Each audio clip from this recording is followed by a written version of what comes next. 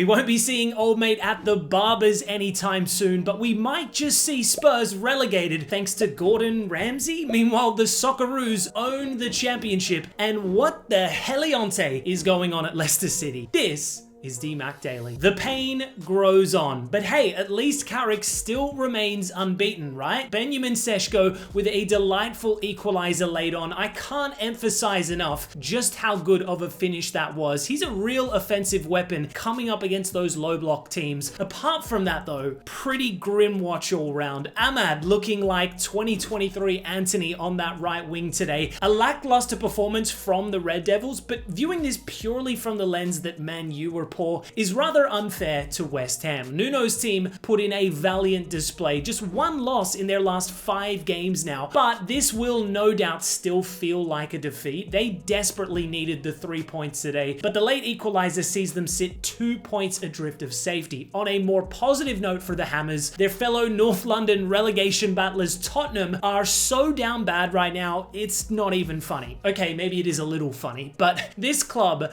might just be doomed. Beaten and largely outplayed by a Newcastle side that has been bang average themselves all season. I'm stunned that Thomas Frank is still employed by this club. I know Spurs were awful last season, but 2 home wins in 13 league games this season, an average of 0.77 points. That's lower than Ange's Spurs last season, who finished 17th. Different stadium, but Spurs remain spiritually 3-point lane. But it's not just at home. They're now winless in their last 8 Premier League outings. At this point, I'm convinced Thomas Frank is secretly an agent of Arsenal. There's no other logical explanation. The appointment has proven to be beyond a spectacular failure. How many more humiliations can they suffer before Big Sam steps in to avoid the drop? Scrap this whole UCL contender gimmick, although to be fair, that would be incredibly Spursy of them. European champions competing in the championship, that'd be the funniest outcome in football history. But this club is just so cooked. They thought Conor Gallagher and an unknown Brazilian left back was gonna save them from their woes. Oh yeah, and to make things worse, Wilson Odobert, one of their only decent performers this season, looks to have suffered a serious injury. When it rains,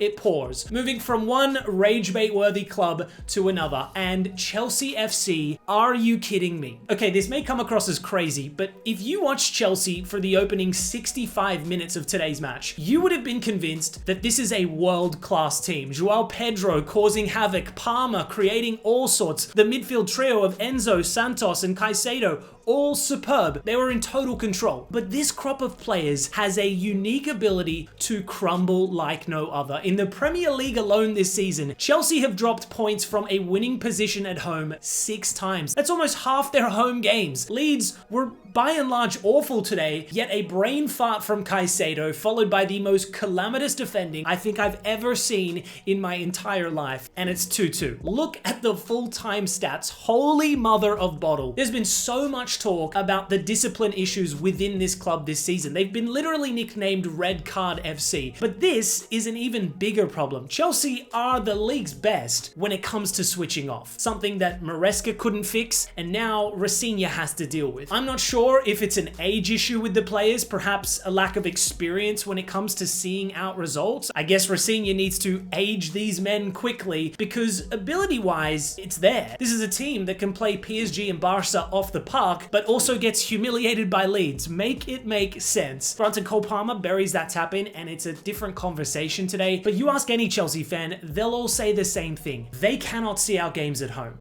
Meanwhile, forget about Esteval or Endrick, because there's a new left-footed Brazilian wonder kid that is rapidly making a mockery of European football, more specifically the Premier League in Bournemouth's Rayan. Granted, this kid's actually been balling out for some time now, just shy of 100 games at Vasco da Gama back in Brazil, but following Semenyo's departure to Man City, the Cherries were quick to snap up the 19-year-old for over 24 mil, and just a couple weeks later, he already looks like a future 100 mil player. A brilliant assist off the bench bench on debut, followed by an outstanding solo goal against Villa on his first start, and backing that up 3 days later with a goal away at Everton in a match they went on to win 2-1. Granted, he did also give away a pen, but hey, he's clearly not a defensively minded player. Anyways, Rayan now sits alongside Robbie Keane and Anthony Martial as just the third team to have scored or assisted in his opening 3 Premier League appearances. I know it's only early days, but based off of Bournemouth's recent track record when it comes to poaching young ballers, I think it's safe to assume his future is very bright. If he keeps cooking Premier League teams every week, it won't be long before Ancelotti comes calling. Moving to the Championship, and the free fall of Leicester City needs to be studied at this point. Less than a decade ago, this club were Premier League champions. Then, in 2021,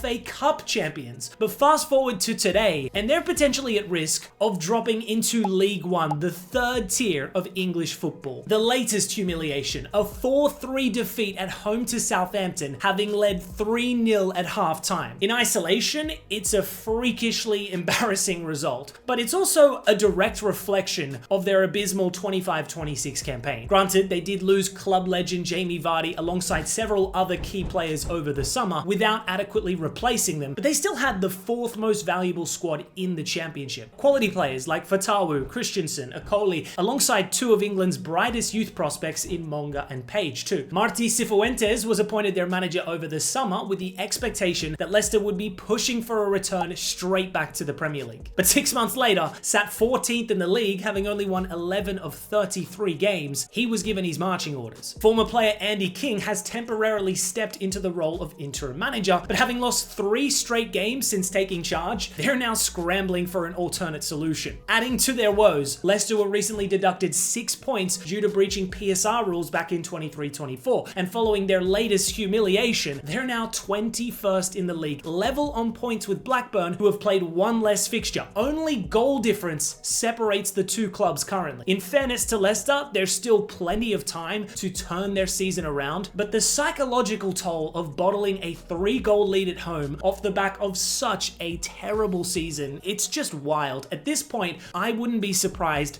to see the Foxes go down. The toxicity has reached an all-time high. Staying in the Championship, and the Socceroos might just have a star striker on their hands in Norwich's 21-year-old rising star, Mohamed Toure. Granted, this kid's been writing headlines since the very beginning of his career. The A-League's 3rd youngest ever debutant at Adelaide United would soon become the league's youngest ever goal scorer at 15 years, 325 days. Just insane stuff. By 18, he was already too good for Australian football, so a European chapter beckoned via Ligue 1 club Stade Reims. He then showed early promise in France, scoring 8 goals in 14 league games for Reims' B team before inevitably making his Ligue 1 debut at 19, followed by a Socceroos debut at Wembley of all places. But it wasn't all smooth sailing for the teenage sensation. Like most Aussies abroad tend to find out, European football is ruthless. Having struggled for regular game time, he sought out a loan at Paris FC in Ligue 2 before departing for Danish club Randers FC permanently for 250k. This decision was a phenomenal one in hindsight, because it was at this club where he would really start to thrive, operating as a number 9. He'd score on his home debut in Denmark, and by the end of his first season had double-digit goal involvements in the Super League, which then resulted in a recall to the Socceroos, bagging a brace in his first start. The 25-26 season then saw a similarly impressive caliber of performances, leading to significant transfer interest from MLS clubs alongside Blue Coast Strasbourg. However, Toure instead opted for a move to Norwich in the Championship for approximately £3 million.